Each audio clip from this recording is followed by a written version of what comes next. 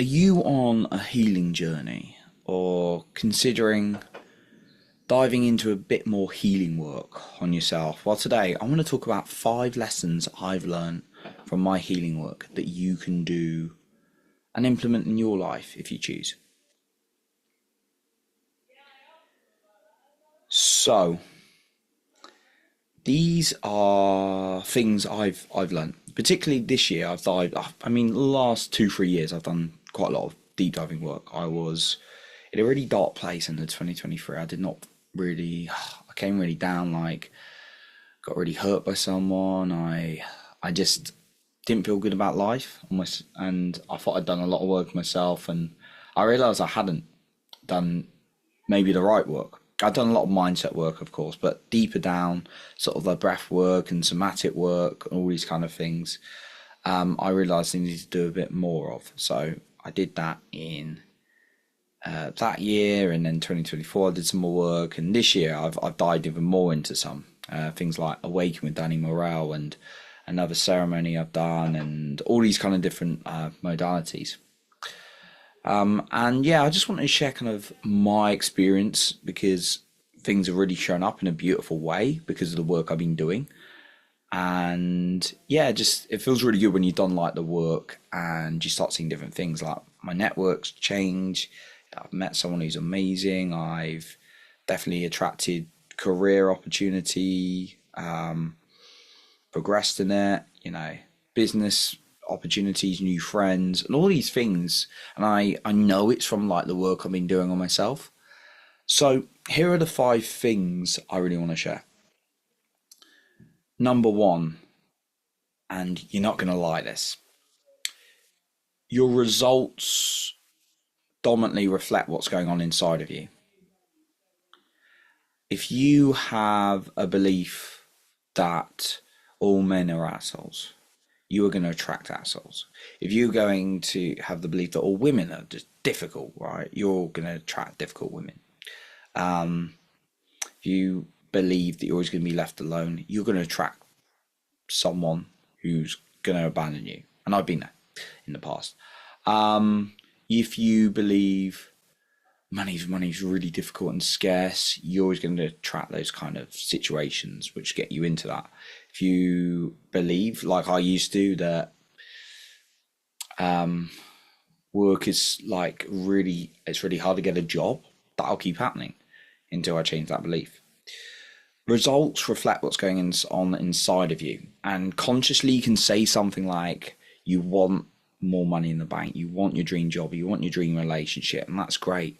And then you do maybe a little bit of mindset and go like, oh, this is a motivational podcast, this is motivational. And I just want to be real with you. Like, I'm so glad you're listening to this podcast, but I want to just share my experience. And if you're someone and you've been stuck on a cycle and all you're doing is listening to podcasts, that ain't gonna help you. You need to get a coach, you need to get community. I'm just being honest, right? Because I've even met like people like this. They're like, they talk the big game. They're like, say, okay, I did this, and this. Oh, I've listened to this. They said this. That's a really good point.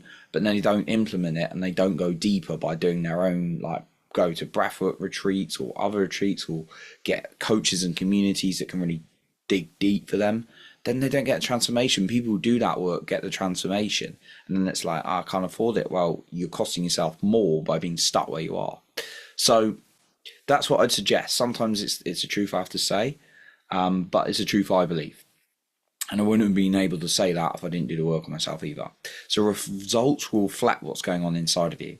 So asking yourself what you want is the first step, but then if you feel like you've been doing the work or doing the right strategy and stuff like that, and being like, I'm going to have a positive attitude, but not addressing what's going on underneath, you're always going to get that.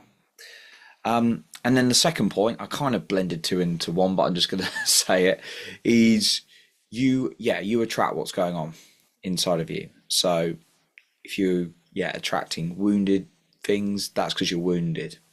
And the good thing is you can do something about that. Now, unfortunately, some people have to do a lot more work than others, right? and it's often from childhood. In fact, yesterday I learned that pretty much everything comes from childhood experiences. Yeah, you can go through tough things in life as well, which can impact you, but dominantly we're impacted from our childhood experience. And you could have a beautiful childhood, you have beautiful parents and family and stuff like that, like I was fortunate to.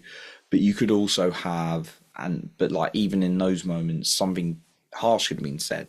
There could be a moment when you got lost on your own, all these kind of things that you weren't even aware of, and that can create some kind of programming for yourself. So you will track what's going on underneath until you do the work and then make that become conscious and change it. So if it's like, oh, life is hard and I always get abandoned, mine.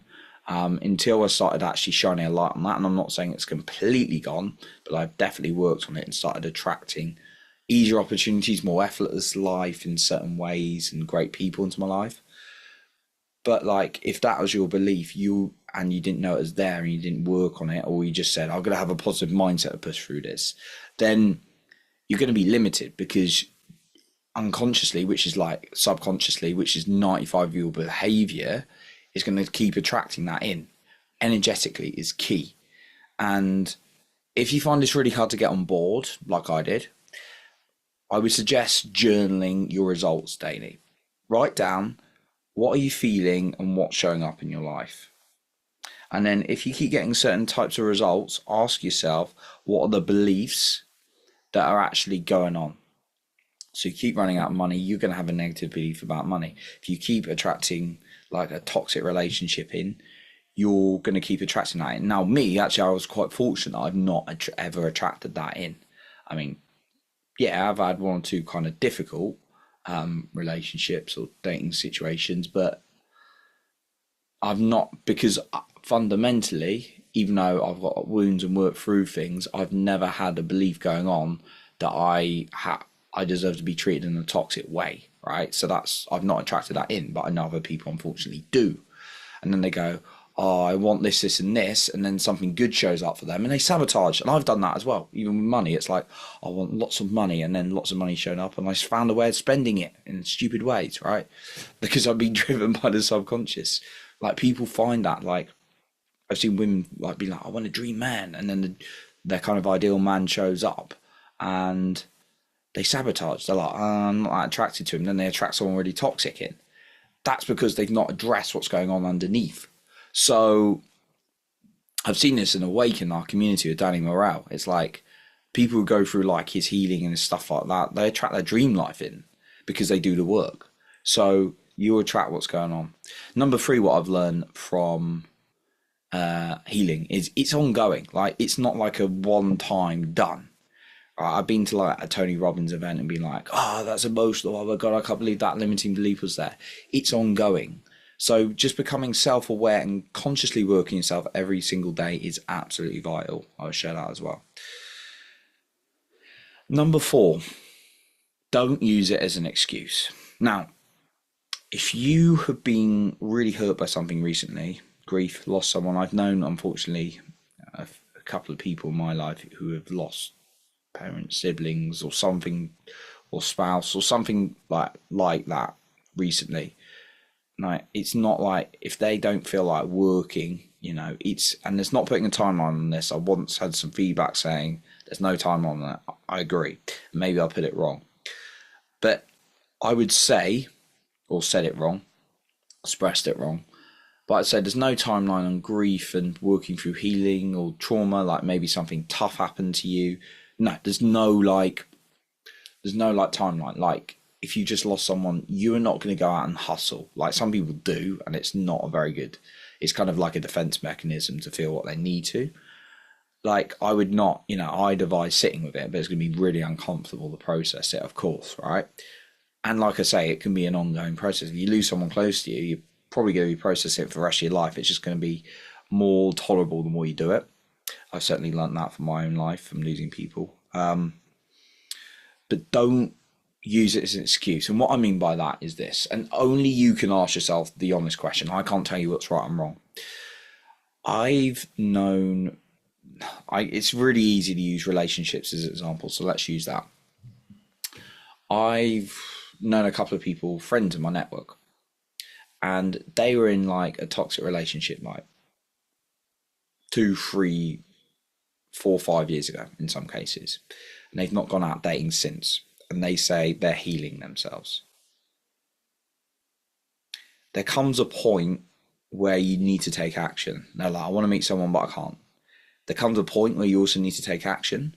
You've had, a situation gone wrong in your business or your career. Maybe your business went wrong and then you went back to a career and you're just, working hard, but you're like, I can't do it again. Right, I'm going to wait off. I'm going to wait off. I'm going to wait for a bit. Be honest with yourself. Are you using healing as an excuse? It's not something you should dismiss 100%. I'm all for healing. But are you using like, oh, I'm working through myself because you are?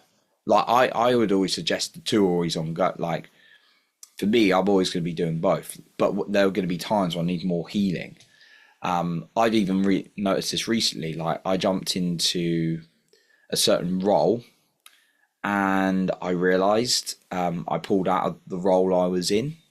It was a business related one because there was stuff that, like, in my own energy and personality that I hadn't addressed. So I was like, I could keep hustling in this, but like, it's not going to be as effective if I go and do some work. Now, I had made the effort to actually go out and follow the strategy and do what I was meant to. So it wasn't like I was putting it off. But then I came to a point where I realised I needed to do the work, and that can happen with dating relationships sometimes. Sometimes, like, I've been there and I needed a break between this, or like in like business or whatever. So know what's right for you, but don't use I'm working myself, I'm having a break, ongoing, and then hiding it, because that's really, really key. And then number 5, I'm going to say about healing. I've learned have the right community, having people who are like dismiss it and like get on with it and that kind of thing. That's kind of like a maybe like 50 years ago kind of like thing. Not I don't want to stereotype, but kind of I've had people I've worked with and they're like, they shared that their like parents like, oh, you just got to get on with it and stuff like that. Fortunately, I don't have parents like that, but I know there are some people who like gone through like the war and stuff like that, and it's very much like sort of get on with it. That's not healthy in my opinion. So make sure you like I remember having a really upset colleague at work, and me and him sat down. This before I even did any of this, even any of my personal growth really. But I sat down and sort of like sat with him, and he was like, yeah, my parents are just like, even when they went through diseases and health issues, they would just like get on with it. That's what makes health issues worse, by just like pushing away your emotions, because the emotions create the health issues, I've learned. You can agree with that, you can disagree with that, but there's lots of evidence to show that emotions manifest into physical diseases and things like that. But yeah, like, have the right community is really, really key. At the same time, people can become too sensitive these days that they get offended by everything. So there's a right balance, I think. I think being in things like communities like Danny Morell's Awaken community have really, really helped me move forward, because they're good at kind of being understanding, but also like pushing you so you're not just like holding back all the time. So that's what I would say as my 5th lesson from healing. Again, like, I want to be really clear, because people get very sensitive to like healing, and I'm actually a very sensitive individual, even though I can be quite direct on these things and just share my own truth. Give yourself what you need. Like, you are your own, like, I'm not here to tell you what to do. I'm just sharing my own guidance and what works for me. Only you can be your own guide. But yeah, understand what's best for you. But just also realize you create your reality. And by doing that, work on yourself and address what needs to be addressed. That would be my guidance as well. And get yourself a community, get yourself a coach. Listening to just top level motivational things is not going to cut it, as I've learned. But I'm here as a starter to give you a different perspective and different guidance, and new ways of thinking as well.